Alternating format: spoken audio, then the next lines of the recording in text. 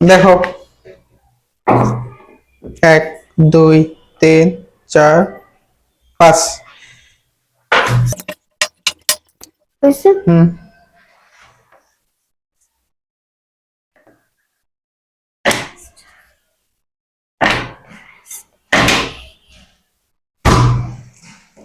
ডান। হুম। Wow, wow. আজকে 3000 টাকা নিয়ে ছাড়বো। বাকি দিয়ে রইব। অবশ্যই। তুমি কি মস্ত করে লাইছে নাকি?